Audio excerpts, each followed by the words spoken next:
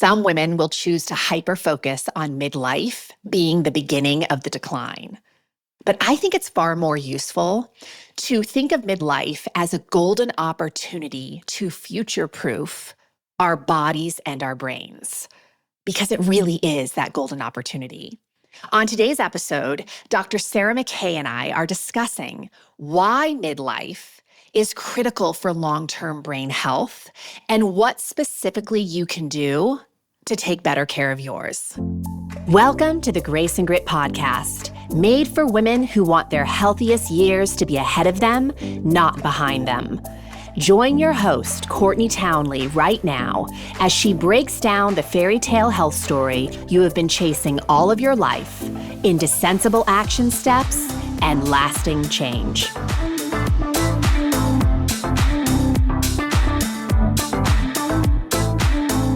Welcome to the Grace and Grit podcast. This is your host, Courtney Townley. As always, I am so delighted that you're here. I don't know about you, but I have a lot of questions about brain health at midlife because I am in midlife and all of my clients are in midlife. So just a few of the questions I have. Why is behavior change so freaking hard? Why do so many women at midlife seem to be rumbling with things like anxiety and depression and brain fog? How can I better manage my own mental stress? And what can I do now to help make my brain more resilient as I age? Again, that's just small sampling of the questions that I have. Maybe you can relate to having some similar ones. And if so, I have great news. I have invited Dr. Sarah McKay to the Grace and Grit podcast, and she has so graciously agreed to answer some of these questions. So before we get into this interview, a little bit about Dr. Sarah McKay. Dr. Sarah McKay is a neuroscientist and science communicator who simplifies brain science for health and well-being, performance, and creativity. She completed her MSc and PhD in neuroscience at Oxford University. And after relocating to Australia and completing 5 years of postdoctoral research on spinal cord injury, Sarah hung up her lab coat to establish ThinkBrain, which offers online professional development training in applied neuroscience and brain health. Her first book, The Women's Brain Book, The Neuroscience of Health, Hormones, and Happiness, was published in 2018, with a second edition due in 2025. And her second book, Baby Brain, The Surprising Neuroscience of How Pregnancy and Motherhood Sculpt Our Brains and Change Our Minds for the Better, was published in 2023. She is currently writing her third book on brain health for the iconic For Dummies brand. We have a lot of ground to cover in this interview, so without further ado, let's get to it. Dr. Sarah McKay, welcome to the Grace and Grit podcast. Thanks for having me. Thank you for being here. There's so much I want to ask you about the brain, specifically about the midlife female brain. And we're approaching our 400th episode. I mean, I think we're at like 380, somewhere in there. And you are the first neuroscientist I've ever had on this show. What? Which is crazy. Well, I'm honored that you chose me. Oh my gosh. I can't think of a better. I mean, first of all, number one, you focus on the female brain. You're also a woman in midlife. So I just feel like you're a perfect fit for this conversation. I told you before I started recording that I found you first on LinkedIn. I've been following your work for a long time. And for anyone listening, there's just so much on Dr. McKay's website. So we will give you the links and all the things that you can go to get more information at the end of this episode. We'll link it on the page. But to start this conversation off, I would love for you to tell us why neuroscience, like what compels you to get into the field of neuroscience, but also then go on to really dive deep into the female brain.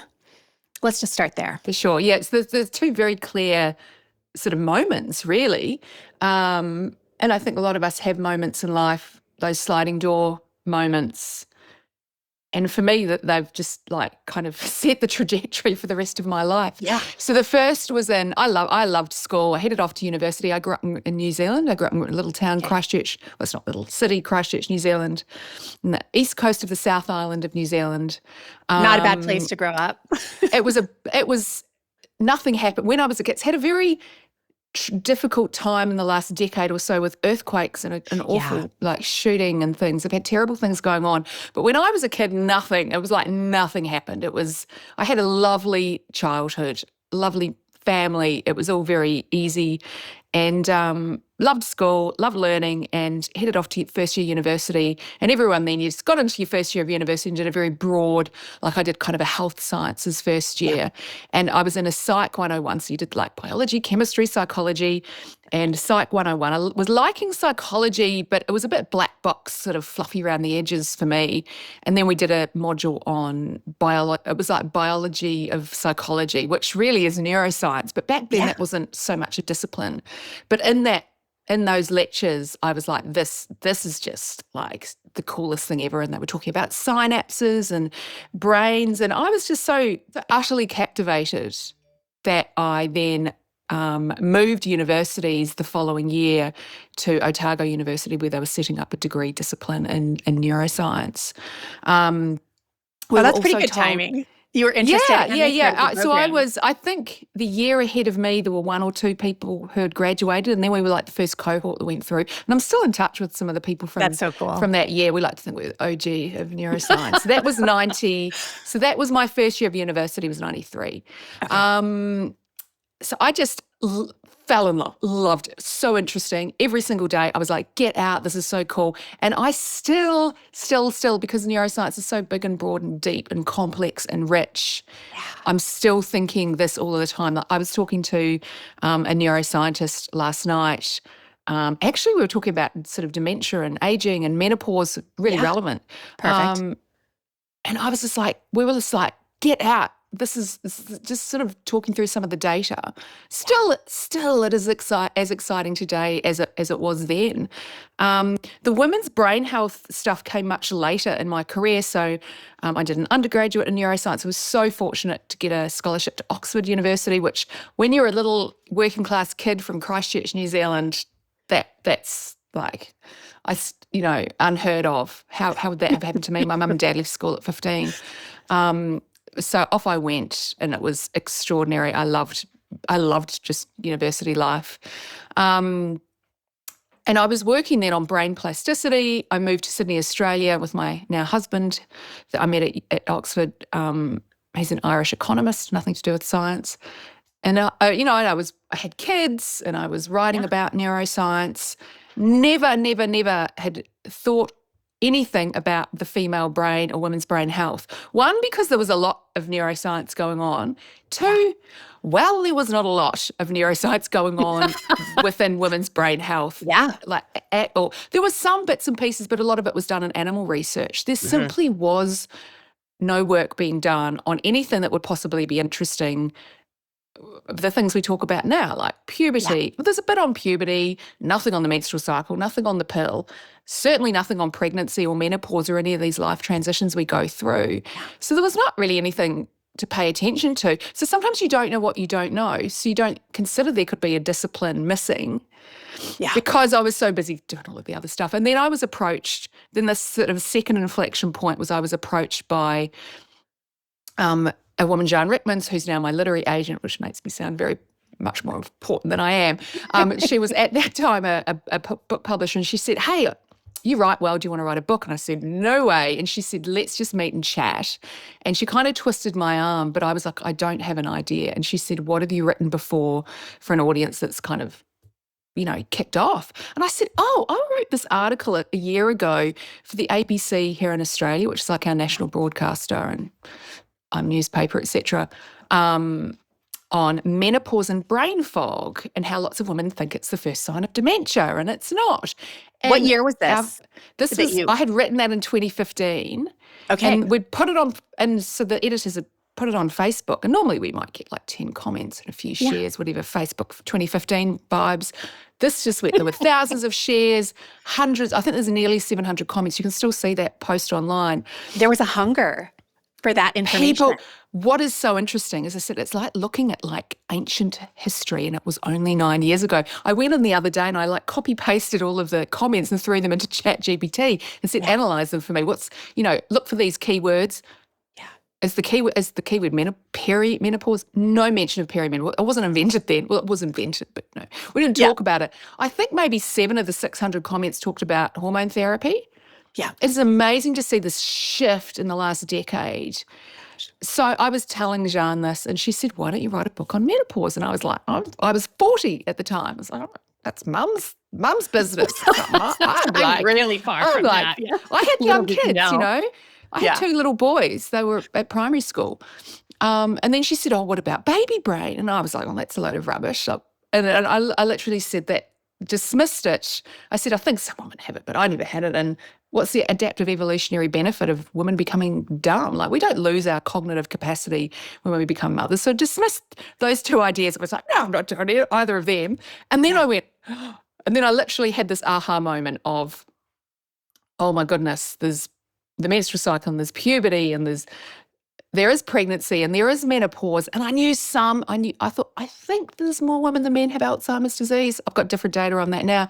I think girls and women are more likely to have anxiety and depression than boys and men. I went, oh, I could write like a womb to tomb through the lifespan book. I love that phrase. On the womb female to tomb. brain. Yes. And then Jeanne was like, well, there's your idea. Go away and write a book proposal. Yeah. And so I just wrote this long list of questions, sort of starting in utero through to sort of the end of life, questions about the female brain that I didn't know the answers to. And that kind of became the chapter outline, and the publishers were like, love it.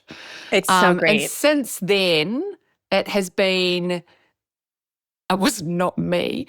I feel like this is like kind of, something cracked open in the universe, whereby then all of this, there was so many things we didn't know. Like when I started writing that book, we knew nothing about the human brain during pregnancy, but there was a big paper that kind of cracked the universe open then. And since that time, what we've seen is this huge shift driven by, not by me, I'd like to say it was me in my book, but it was not.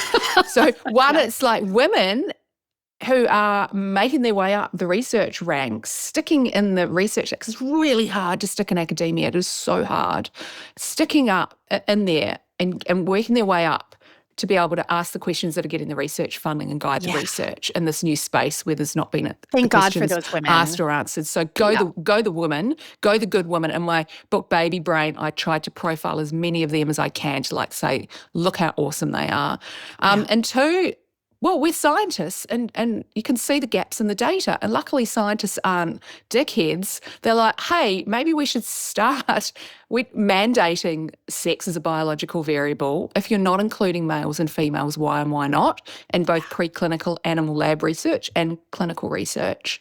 For a long time, women were in a clinical trial research, and then they were excluded from clinical trial research. And part of that, people think, oh, that's just this terrible sexist thing that happened. But part of that was done with a good intention. Yeah. And that was because of the disaster that was the thalidomide scandal. They didn't want to trial drugs on women who might be pregnant unknowingly and then harm the unborn babies. So they had the best of intentions to say it's best we just don't do any clinical research on young women with the potential to be pregnant. Yeah. That's a good reason, right? But it's had unintended consequences whereby we just don't know the same amount of information about female physiology. Well, I think you said in your book, right, the Women's Brain book, that at the time there was almost like 5.5, I think you said, research studies on men for every study there was on a woman. Something around that. And some of that,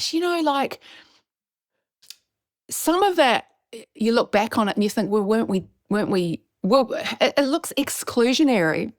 But I will say, when I was doing all my lab research, I never did it on humans. I was always looking at lab animals. I worked in spinal cord injury research, and my PhD was all about development of the visual cortex and how neurons kind of wire up in the visual cortex based on nature-nurture type stuff.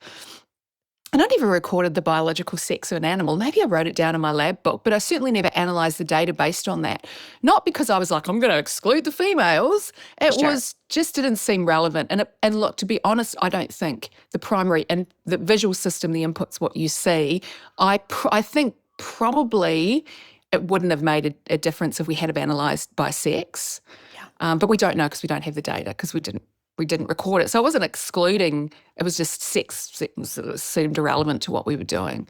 Yeah. So, it's easy to tell a story that it was all done on purpose, but I think a lot of it was it's just kind of how it's folded out. I'm the eternal optimist. What I say is, now we know. So now the women are ready to do the research because they've got the positions and the funding's there. And so, like, let's celebrate what we are finding out. But that's Absolutely. I'm always a bit optimistic. I don't like this whole No, kind of I'm with you. I love let's be that. I love angry that. about it, because there's some Yep. really good stuff being done. And I think if we focus on being pissed off about what wasn't done, we're not giving credit to the amazing work that is being done. And there's Yes. some amazing women out there who aren't on social media, who aren't like shouting from the rooftops about their science. They're just in there like grinding away, and they're the ones who need the credit. Yeah. So you did this deep dive. You wrote these two books. Just to be clear for listeners, the first book, the Women's Brain book, was out in 2018. Yep. Is that right? That's correct. Yep, early okay. 2018. So I wrote it during 2017. Yep. Got it. And then the Baby Brain was written after that.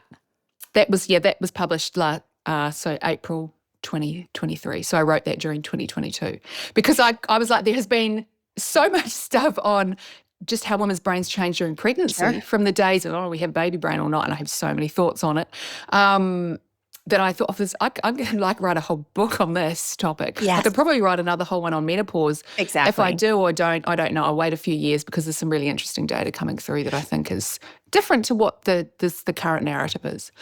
And what you said before we started recording is that you're now doing a second edition of the Women's Brain book because there is more research available. So can you give us so much more? maybe tell us a little bit about what surprised you in your research? I'm sure you learned so much. I'm sure there was so much that because you sound like you're really into your career, which I love so much. The enthusiasm is so clear.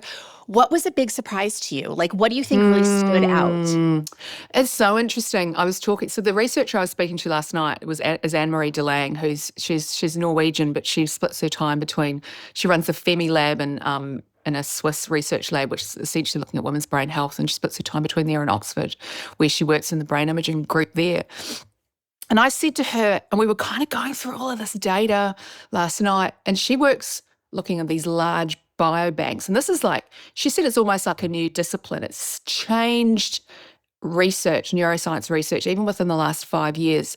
Because once upon a time, and earlier in her career, you used to have a brain scanner and you'd recruit people in, and if you might get 20 or 30 people and you'd scan their brains. She said if you got 200, you were doing really well. Yeah. Well, now what we have is shared data sets. So people from different labs all put all of their data in. So we can have like thousands of people in a data set. We've got longitudinal studies where we're following like thousands of people through.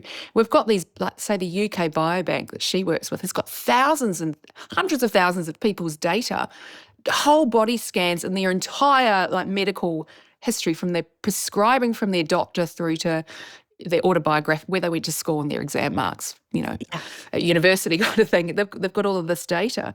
And that's what has just so we've got like power in numbers now, where we couldn't say anything for certain before. We can say it with more certainty because the data and the statistics have revealed a whole lot more power. That said, I said this to her last night, and I said, this is not popular. She said, I know. I said, when I wrote my first book, I thought this was going to be a book about hormones. I thought it's all going to be about how hormones shape and sculpt the female brain, because that's the story we have from puberty and through our menstrual cycles and pregnancy, and it's all about hormones as if they are the driving the car. They are the loudest voice in the crowd. And when I was doing the research for that book, at every stage in life, that is not always the strongest signal. Puberty, and we can talk about the state of puberty, pregnancy, menstrual cycle, etc. What is often the determining factor in someone's experience, whether that be an experience of an emotion or a cognition or, this thing of baby brain or what happens at menopause or dementia risk? There are so many other factors in there, and yet we seem to focus in on this one sort of hormonal signal. And when we're doing that, we're acknowledging its importance, but we're almost giving it more importance and statistical significance than the data is showing when it comes to the brain. And that really surprised me. And then I said to Anne-Marie, we were going through, she's got all of this biobank data looking at things like, exogenous hormones, whether you were taking the pill, whether you're taking menopause hormone therapy or not, your age at going through menopause. The only data signal that shows any clear correlation with brain aging and dementia risk, hormone therapy is not in these biobanks with these thousands of women studies. It's not showing anything there. The only thing that is showing is actually pregnancy and having babies appears to be a data signal that we can pick up later on. What is And that even data not signal? just What is that telling you? So now, I don't want to just talk about Anne-Marie's data. So Sure. I guess, so just to sort of sum up your initial question before I sort of start ranting and raving about the other data, was that if we look at puberty and we look at girls going through puberty, we tend to go, this sort of emotional instability during puberty or whatever. We go, well, it's hormones. And we don't have data to support that, because what we see is the strongest signal is the sort of the pace at which someone goes through puberty based on their friendship group. And it's different for boys and girls. So boys who go through puberty earlier than their mates, like, rise in social stature and perform better academically than boys who go through puberty later. Girls who go through puberty earlier don't do as well because they're more vulnerable, because they see themselves as being different from the group. They're not rising in stature within their social group. They feel more vulnerable than girls who go through puberty the same or later. It's not the hormones, it's the experience of puberty, the sort of the socio-psycho experience of puberty. Same with pregnancy and baby brain. We see these enormous neurological shifts that we experience when we go through pregnancy. And women talk about this experience of baby brain, but the correlation isn't with hormone levels. The correlation, it's not your brain that is letting you down, it's the cognitive load and the emotional load and the lack of well-being that you experience, which comes from trying to do everything you did before, do all of this new stuff you've got to do when your brain is primed to care for your baby. It's not about cognitive dysfunction, and it's not about hormones here. It's about the ecosystem in which you're trying to learn to mother. Oh, I love that so much. It's not your brain. We've been told it's our brains letting us down. It's not our brains letting us down. And then there's this data from, there's so much information out there on social media at the moment around menopause hormone therapy, HRT. We've got good data that it treats symptoms. We know we've got all of that coming in, but there's this push to talk about it being a risk reduction factor for lifespan health. Yeah. And and I'm not as familiar with, heart cardiovascular disease as I am with the brain data. And maybe I'll change my tune if more data comes in. But right now, we don't have any data saying it's going to prevent dementia or, assists with cognition later in life. We've got data saying it probably doesn't cause it. We've got, and the data is very, very mixed. I think overall, if you look at it, it's kind of neutral. So take your menopause hormone therapy to treat your symptoms in the now. Don't take your menopause hormone therapy thinking it's going to prevent dementia, which is a story that's being told now, but the data's not showing that. And the more data we get in from these large biobanks and we're using machine learning and AI, the signal's still not there, and that's okay. That is okay. And that's what I discovered in my first book, was that every phase of life we would like to think, or just turn hormones on or off, and that's like the answers. They're good or bad or whatever. It doesn't matter whether they're going up or down or roller coastering. They're the ones that are agitating us. Brains don't work like that. Brains are receiving thousands of data signals from our bones, from the food we've eaten, from our posture, from how much we've slept, all of this data coming in from our biological bodies. Data's streaming in from the outside world, what we see, what we hear, the social media algorithm. This is now this data stream kind of feeding us. Yes. And we're filtering that through our learned experiences, the words we use to describe our expectations. So we've got this biological bottom up, I call it, outside in. There's the people, but there's the place that we live in. And then we're filtering that through our top-down psychology. And that is how our brain reacts and responds and creates an experience. We've got to look at our lifespan and everything that's got us to this point and our context. And if all we do is focus in on the hormones. They are important, but they're not always the determining factor. Absolutely. And I that's love how that you're stressing that. and if that was how brains worked, they probably wouldn't work very well, because in women they do kind of fluctuate. And I'm getting deeply concerned, and this is not a popular opinion, and you say this in social media and you get shouted down, Yeah. that our focus in on solely hormones means that we lose focus on all of the other things. And I'm a 100%. massive fan of talking about a biopsychosocial perspective when it comes to the brain. I'm not an expert on anything else, but I know how brains work. Yeah.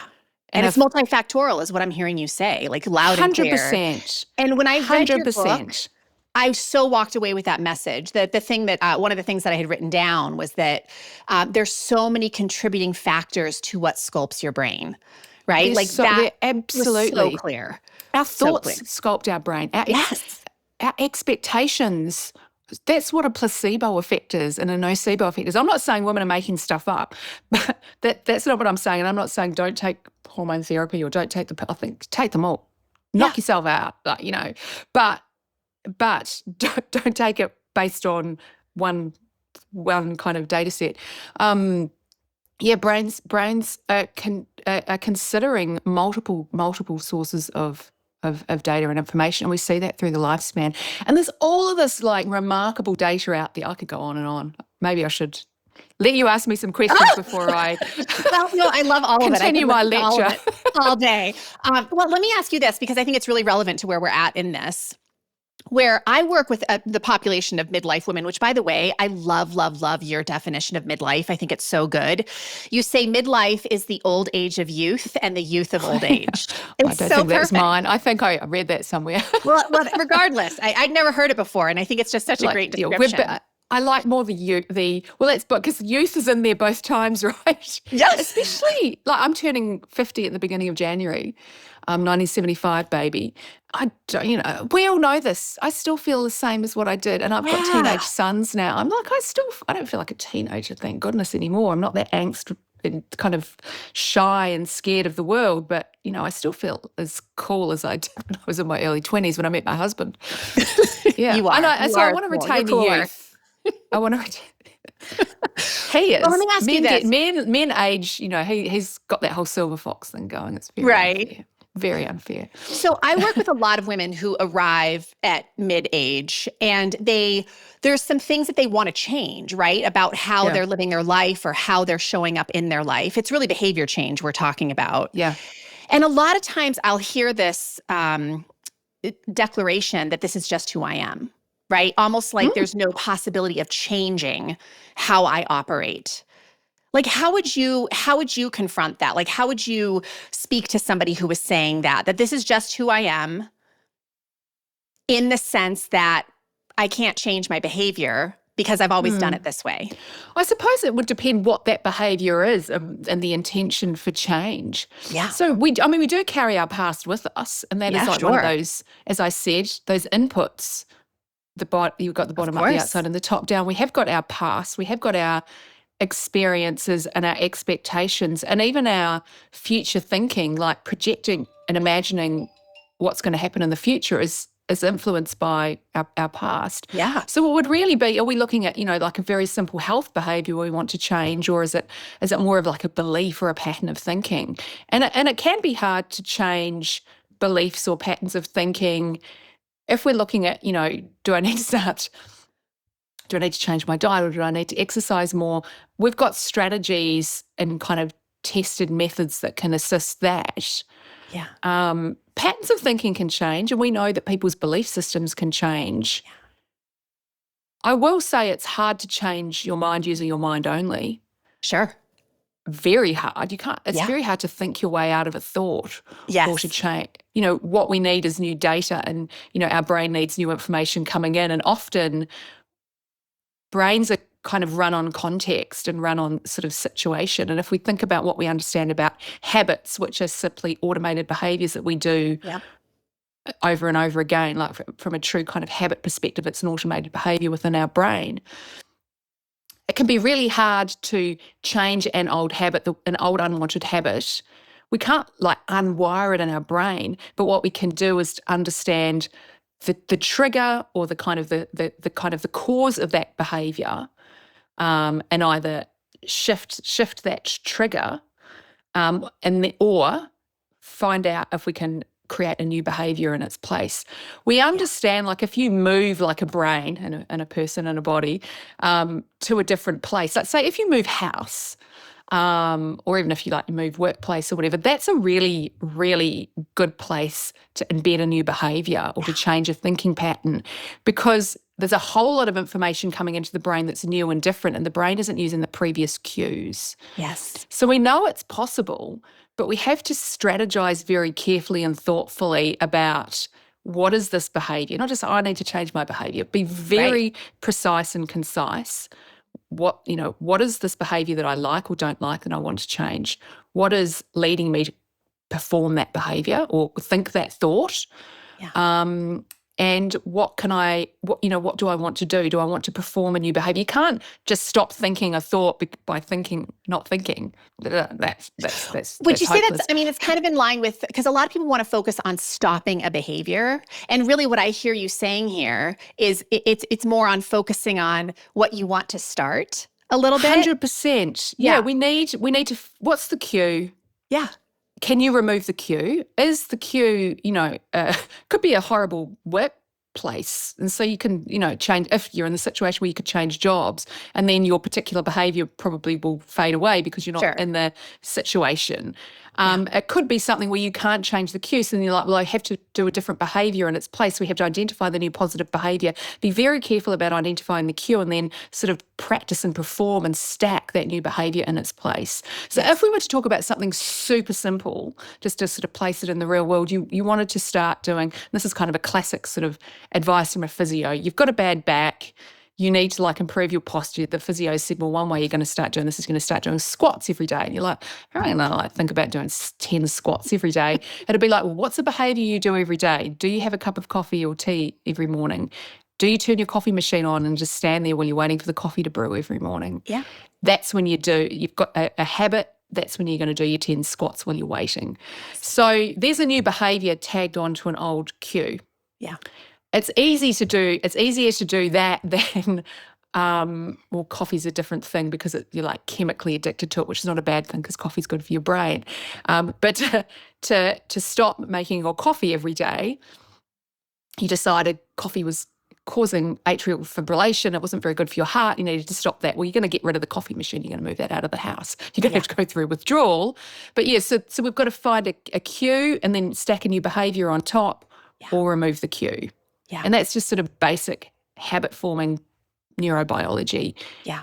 Doing it is hard. We can have all of the will and all of the want. We can have the strategy and we can have the motivation. It's just finding a strategy in which we can perform it enough so it becomes automated. It is very hard. And if it's a thought that's sort of amorphous and hard to hold on to, like holding on to fog or something. And that's why we have therapists and that's why we have psychologists and that's why we have coaches to kind of help you work your way through thought patterns and understand them and step back from them and look at new and different strategies. Yeah. Behaviors are sometimes easier than thoughts. Yeah. I'm really curious to know, because I've heard this over years, I've read this, but when you develop patterns in your brain that do become habits, those strong neural pathways, do you ever break a habit? Does that pathway ever completely go away? It's really hard for a true automated behavior, possibly not. Think about riding a bike. Yeah. Because learning to ride a bike and then that motor program is stored in your brain in much the same way many habits are. And you don't unlearn to ride a bike. Even if you haven't ridden a bike for 20 years, you kind of get on and you'll reactivate that program when you've got the bike there in front of you and you're riding it, when they're kind of the cues in place. So it is very, very hard. And that's what what happens in our brain is, say it's unwanted. I used to have this awful thought process that popped into my head all the time when my boys are very, very little. They're 18 months apart. We didn't have family around. They all lived overseas. My family was going through a natural disaster in New Zealand, through earthquakes. Everything was tough. My husband had this promoted partner at his work. He was hardly ever there because he needed to it was just difficult. Everyone goes through tough times when they're in early motherhood. And I used to have this thing whenever I went to open and close the dishwasher, and open the dishwasher to load it or unload it.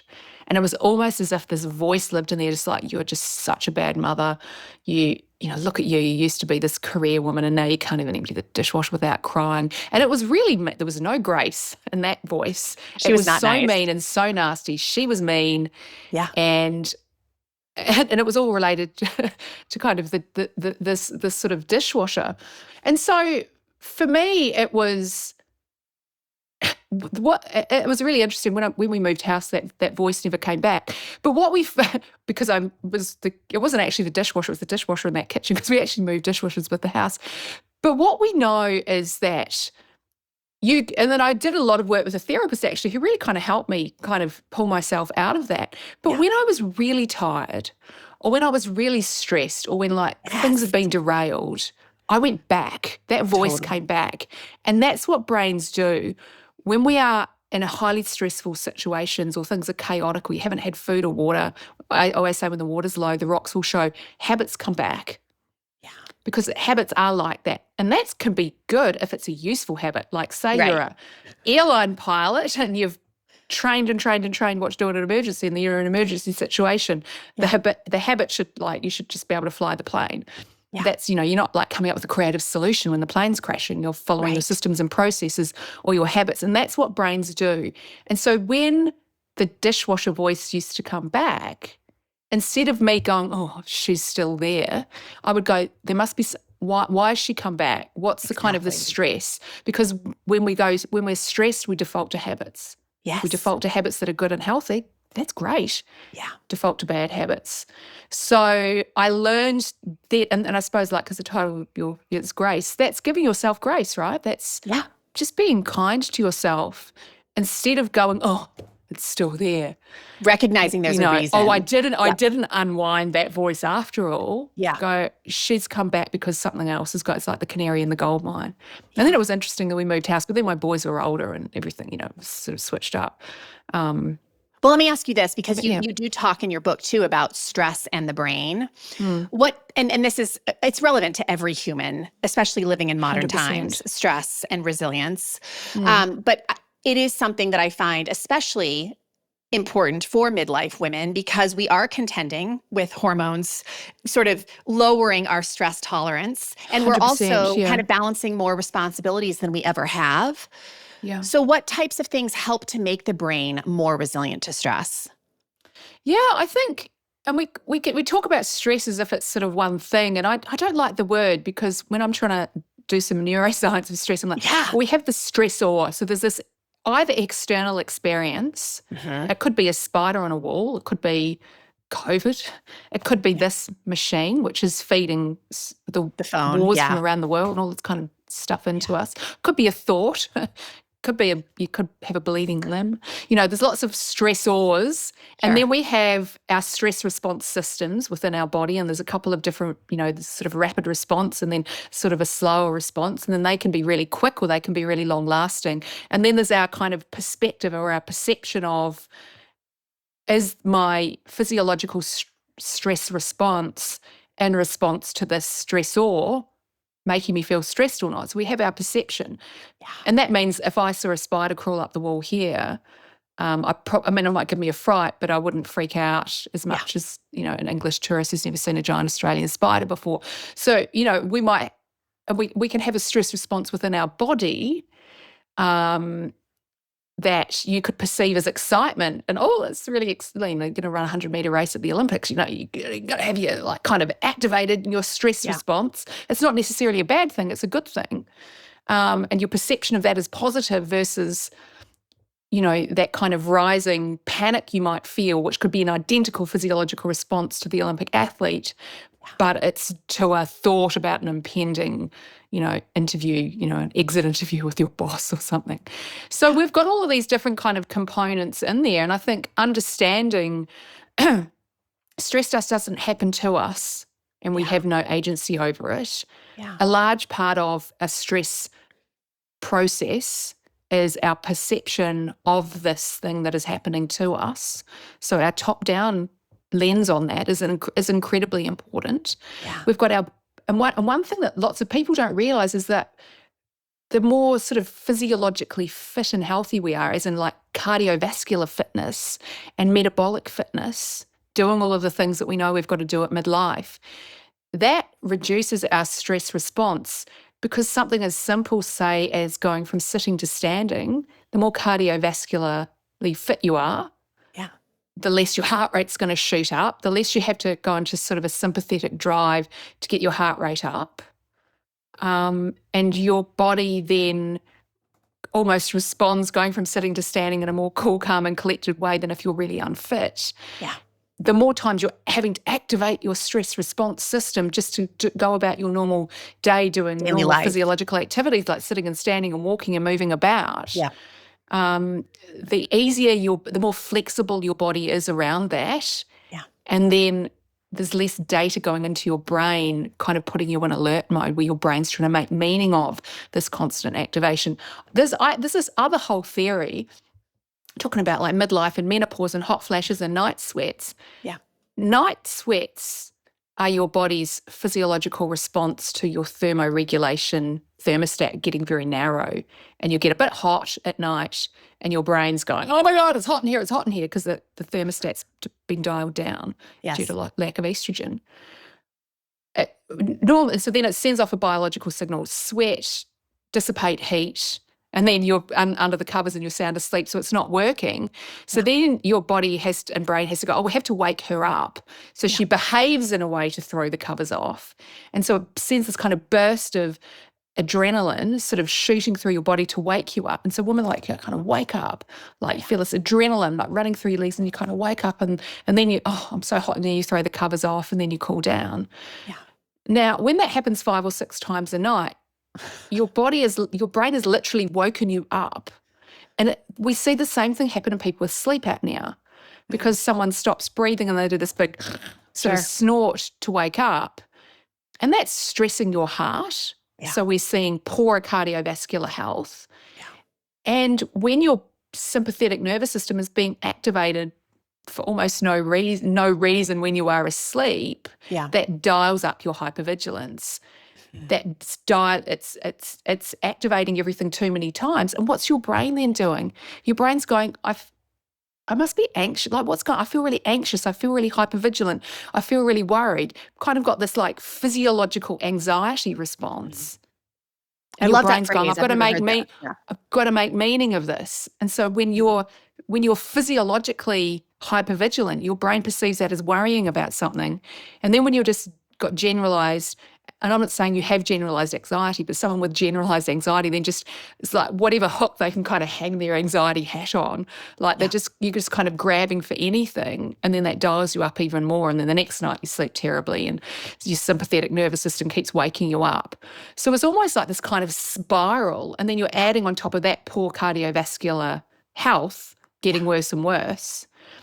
So it's almost like this, we really need to take, that's why we have to absolutely take this fundamentally holistic approach to not just stress at midlife, not just batting off the things out there, but also approaching how we manage stress physiologically. Building our capacity for it. Building our capacity for resilience and flexibility. We're not going to not activate our stress response. We're not going to not activate our sympathetic nervous system. My sympathetic nervous system will be very activated right now because I'm speaking.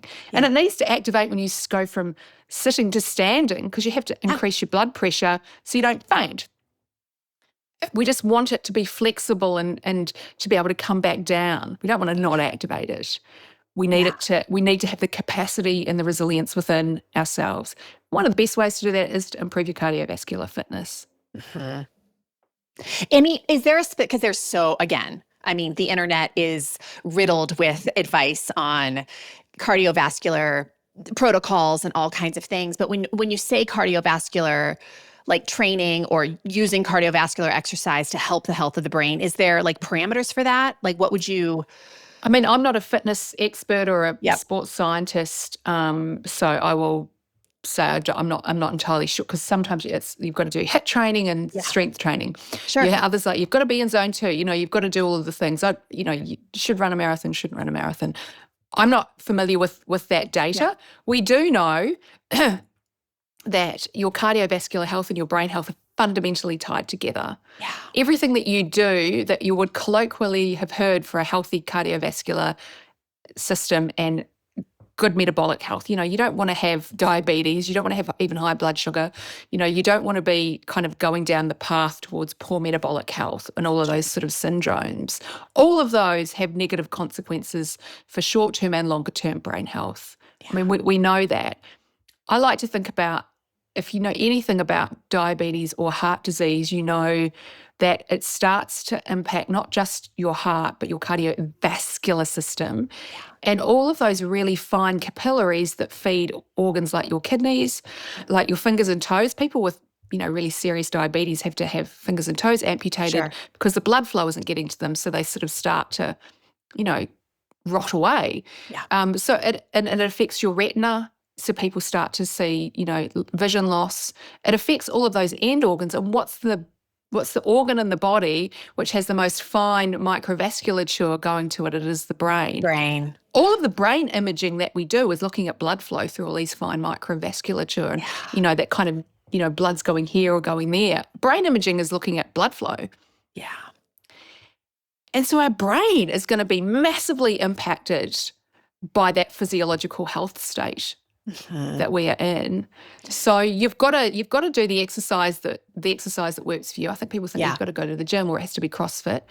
We've also got some really good data in about the link between muscle health and brain health. Yeah. And for a long time, we've known that if you have good muscle health and you keep your muscles, you know, going, there was a positive impact there on brain health. And we've even got some data, if we're looking at elderly people who are starting to show mild cognitive decline, we can kind of start to reverse that slightly by doing strength training, by building their muscles up. We don't really kind of know what the link is. Now we've got some really cool data showing that there's these, that muscles are almost like an endocrine organ themselves. When you're using them, when you're doing the strength training or moving about, they release this hormone, which is called a myokine, and then one of them is called, I love it, it's called irisin, named after the Greek god Iris, which is like the goddess of communication. And it communicates from your muscles and it makes its way all the way through your bloodstream, crosses the blood-brain barrier, it goes into your brain, and it turns on this particular chemical in your brain called brain-derived neurotrophic factor, BDNF. And that's a good, it's good for your brain. You want some BDNF. And so that's the link between like your muscles and your brain. Yeah.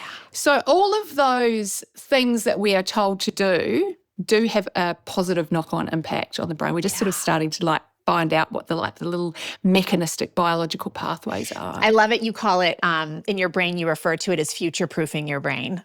Yeah. Yeah, these are the things, right? But I don't think we always just want to be thinking about risk reduction because it feels like a bit like everything I'm doing now is only so I'm not going to, because we're going to get old and we're going to all get old and die. We're not going to live forever. I mean, no I know one's the science, some of those science bros, you know, the ice bath boys, they might think that they're going to live forever. Yeah. They're not going to live forever. They're doing their thing in Silicon Valley or wherever they are. They can do their thing. It's not going to like save the planet, right? We're not going to like prevent, you know, low middle income countries' dementia rates continuing to increase. But and so I feel like future proofing is really good and really important, but sometimes I feel it removes the focus in from what's the exercise I'm doing right now? Is it actually fun? Am I having a good time today? Is like today still a good old days? Am I still kind of, and so we've got to choose things that we're going to enjoy in the now. If we're only focused on future proofing, which is important, but it's also kind of demotivating. It's a bit miserable. Yeah, and it's so the only reason I'm doing this is so one day I might reduce my dementia risk by 7%. Right.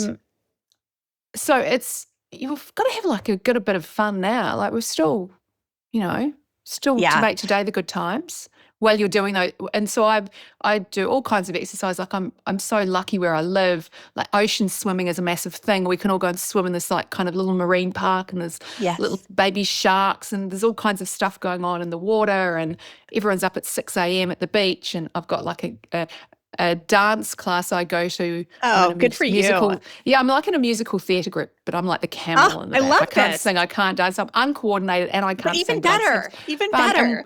And so we just have like our Tuesday night dance class and we all learn a dance routine. And I'm useless, but we have so much fun doing it.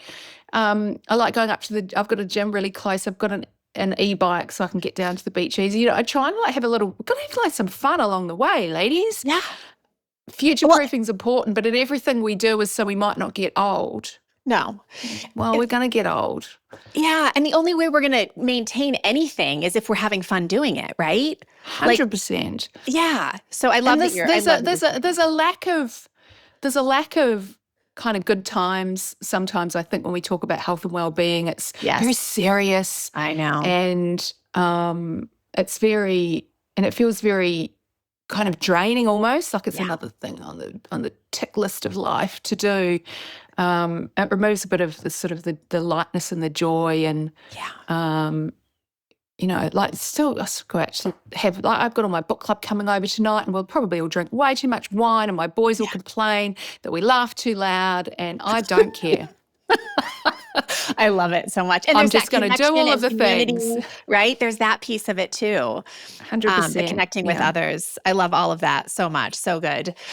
So I'd love before we go for you to touch on, because I know this is at least the research that I've read, which is obviously nowhere near the circle that you're in, but women we are more predisposed to dementia and Alzheimer's. Is that correct? So it's really interesting. If you look at, and I've been digging into this data lately because this is 2 out of 3 cases of dementia are in women. And that may be the case, but we've got prevalence and then we've got incidence. So prevalence is just like how many people are there in the population with a particular disease at any one, if we like to count them. Yeah. And if we look, and it's, first of all, it's different in different age groups. And second, it's different in different parts of the world. Okay. So you've got to, like, what is our population? We've got to look at the world, look at the planet and look down and then choose our country. And we see a different prevalence, like total count in different parts of the world and in different ages. Yeah. So in healthy, wealthy countries, we've got some more women than men that have dementia. One reason is because women live longer, and so there's more of them alive, and so there's more of them with dementia. And the men, when they kind of get old and sick, they die quite quickly, whereas women kind of like hang on. So more women than men have dementia, particularly in low middle income countries and parts of the world where, if you like dial your way all the way back to the beginning of the lifespan, women have had a much rougher start to life, more stress, more adversity and less opportunities to build brain resilience through education and opportunity. So we've got, even prevalence differs in different parts of the world. When we start to look at things like incidence, so that's like how many new cases are being diagnosed in a particular year, in a place, and in a certain age group. If we look at data here in Australia, for example, we've got a study here called 45 and Up, which has got about 250,000 Aussies in it. And we look at people in their 70s and their 80s and their 90s. Rates of new diagnoses of dementia, males and females are level pegging up until about age 90. And then the new cases above age 90, women are sort of slightly higher for Alzheimer's disease only. Dementia is an umbrella. Okay. There's lots of different types of causes of dementia. Dementia is kind of a description of symptoms. Alzheimer's disease, women are slightly higher in their 90s, but not in ages below that. It's almost as if people born kind of before 1935, the females there are carrying that burden of risk. Well, people born in 1935, what was happening in the first 20 years of their lives? Yeah. In males and females that may have changed that sort of incidence there. And so we see, and so what we're actually also seeing in healthy, wealthy countries like, Scandinavia, Europe, Australia, depends where in the US you look, we're actually seeing the incidence, the new cases being diagnosed on the decline, which is really good. We're actually seeing new cases falling, and that's because we're getting better at treating a lot of the risk factors, cardiovascular disease being one of them, and we're also starting to see those early life things, the protective factors of like education and opportunity, particularly in wealthy countries, males and females are kind of level pegging the whole way through. In countries like low middle income countries where there's enormous gender inequality and there's much more poverty and much less treatment of things like cardiovascular disease, we see prevalence going up and we see incidence going up and we see women kind of carrying the burden of that increased incidence. And so the story that you hear all the time, oh, it's hormones, it's menopause, lack of estrogen, that's causing the dementia. That's not the case because we're all going through menopause everywhere in the world at about the same time. Biology isn't shifting in different parts of the world and different age groups. It's got to be other factors too. The hormones and the menopause might be one part of it, but that's not explaining the difference in prevalence and incidence in different parts of the world and different age groups. Yeah. So it's very easy to throw this data out and sound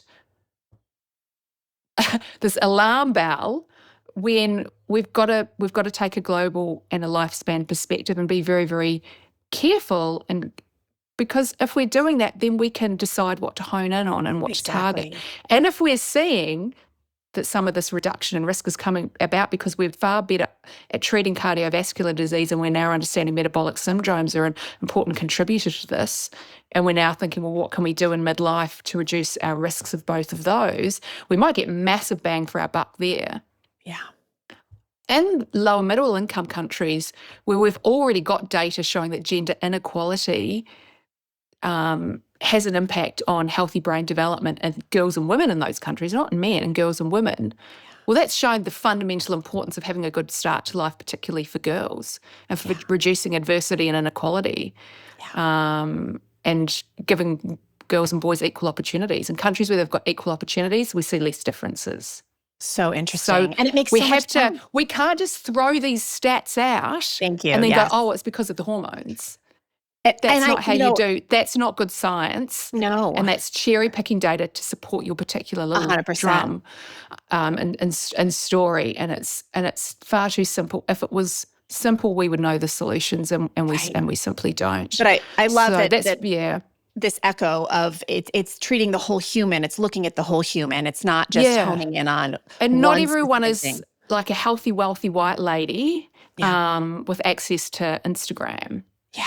And, depending on where, US is a bit different, access to good, free healthcare. Absolutely. Not everyone, and where I live in Australia, I am just like, I live in the most amazing part of the world, and we've got like this incredibly high rates of health and well-being and wealth and opportunity, and everyone's down at the beach at 6 a.m. doing their little swims and runs, and it's a very easy place to be healthy and well.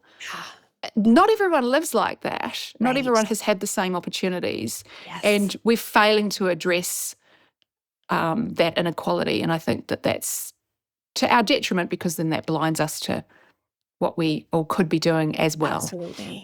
Absolutely. Well, I want to respect your time, and I could listen to you all day. I could ask you questions all day. But to bring this to a close, I have 2 questions for you. Number 1, is there anything that you want to sort of close this with in terms of like maybe a reminder or a tip for people who are listening? And also, I want to make sure that you let people know where to find out more about you and how to stay connected. I think we need to remember, there's sort of 2 or 3 things that we know fundamentally make it easier to be healthy and well. And one of them is sleep. Like if you haven't got your sleep, that's why I was talking about the anxiety and the hot flashes. And your TED Talk on napping is so good. And I've given a TED Talk on afternoon naps. We've just got to, just like whatever you can do to work on your sleep. Yeah. And whether that's taking menopause hormone therapy so you don't get hot flashes, so you don't wake up at night with your night sweats, whether that's working on your exercise, whether that's stopping your I think this thing is just so damaging. All of the things, we know all of the things, do all of the things, whatever you can do to protect your sleep, because then you can build on top of that. And when sleep's disrupted, health is disrupted, short-term and long-term, mental health, physical health, long-term brain health. Emotional The other health, thing is just like, we lost our family dog at the end of last year. We've got a new, we loved him so much, we replaced him really quickly. Unfortunately, the new puppy responds to the old dog's name because we didn't have enough of a gap. But it was kind of fun because we were sort of talking about how he'd been in the family since my boys were little, and my boys are now teenagers, and And we were like, oh, the good old days. And we've got these Facebook memories of when the boys were little and the dog. And then I said, you know what? Like in 10 years' time now, it's going to be the good old days because we're still here and the boys are still at home. God, I feel like crying. I know.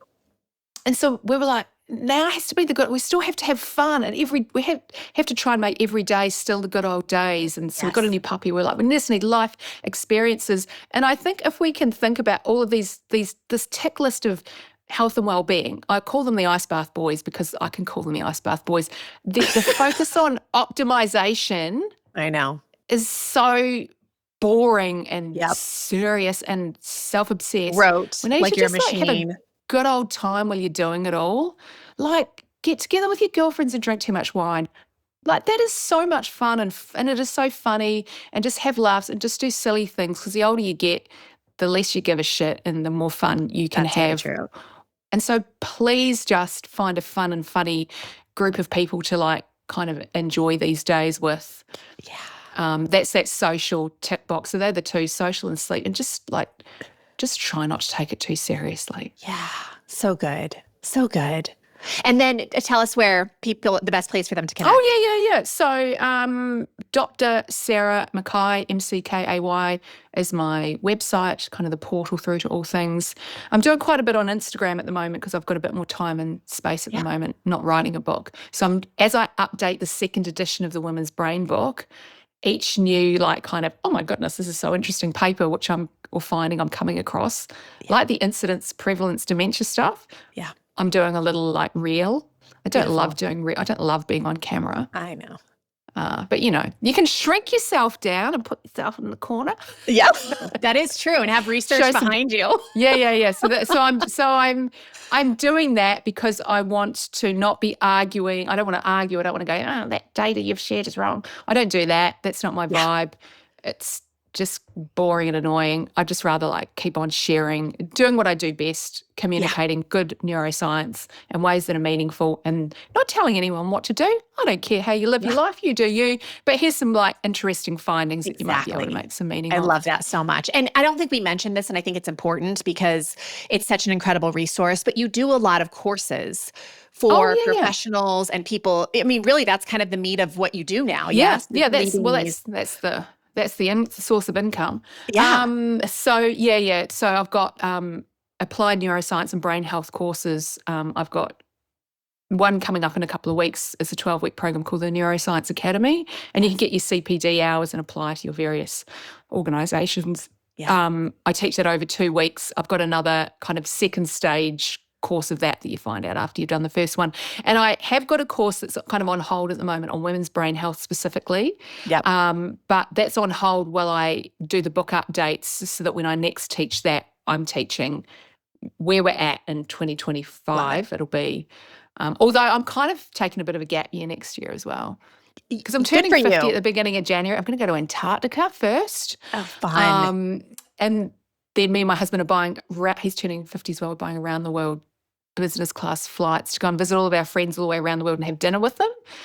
Stop. That's brilliant. I'm just going to I'm taking some speaking gigs in cool places, and I'm going to have a really good time. I'm not going to be sad about turning 50. I'm going to go, I got here. I had a very dear friend from childhood die of ovarian cancer last year, just after her 49th birthday.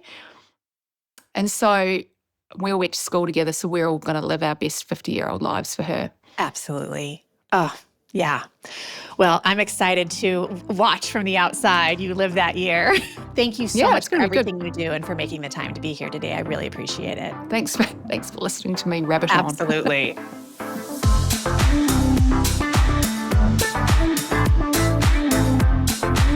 Thank you for listening to the Grace and Grit podcast. It is time to mend the fabric of the female health story.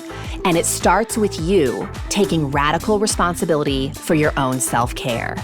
You are worth the effort. And with a little grace and grit, anything is possible.